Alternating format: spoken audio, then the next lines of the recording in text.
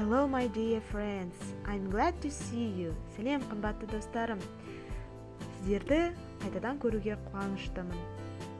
Бүгінгі тақырыбымыз The Future Simple Tense, келер шақ.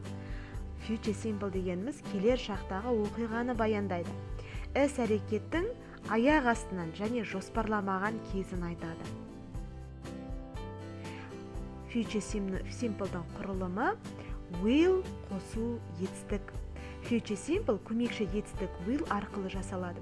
Және to частицасыз жүреді, яғни ешқандай to қоспаймыз. Мысалы, example.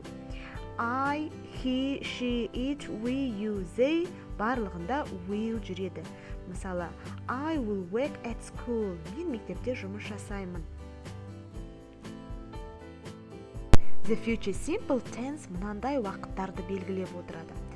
Мысалы, next Monday келесі дүйсенбіде, келесі аптада, next week, next year келесі жылы, in 2024, яғни жылды айтып тұрамыз, tomorrow ертең, one of these days осы күндердің бірінде, someday бір күні деген сияқты.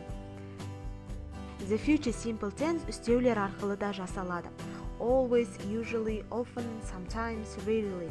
Ереже бойынша бұл үстеулер мағына етістігінің алдына қойылады, бірақ түбе етістігінен кейін қойылады. Мысалы, I will often play football with my friends. Мен көбіне достарыммен ойнаймын. I will be often late for my piano lessons. Мен әдетте көбіне пианино сабағына кешігемін. Болымсыз түрі көмекші will етістігі арқылы және not қосылып басты етістік қойылады. Мысалы, for example, I will not work at school. Мен мектепте жұмыс жасамаймын. Яғни келер шақта жұмыс жасамайтыныңды бізге баяндап тұр. Болымсыз түрінің жасалуы. Мысалы, мынандай сөйлемге қарастырайық. I will work at school деген сөйлемге біз not'ты қосып, I will not work at school деп жасайды екенбіз. Және де мынандай айтып кететін жайт, will not'тың қысқартпа түрі won't болады екен. Сұраулы сөйлемде will арқылы жасалып, сөйлемнің басына шығады, бастауыш кейін тұрады. Ешқандай to қойылмайды. Мысалы, will he work at school? Ол мектепте жұмыс жасайды ма? Яғни келер шақта баяндап тұрмыз. Жалпы сұрақтардың құрылуы.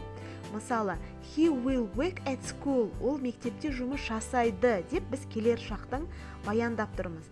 Енді осыны біз сұраулы сөйлем жасауымыз қажет. Will he work at school деп орындары ауысып кетеді екен. Yes, he will. No, he won't деген жауап болады. Goodbye, келесі кездескенше. Каналыма тіркеліп, лайк басып, комментарий жазып кетіңіздер. Қызықты видеолар осында.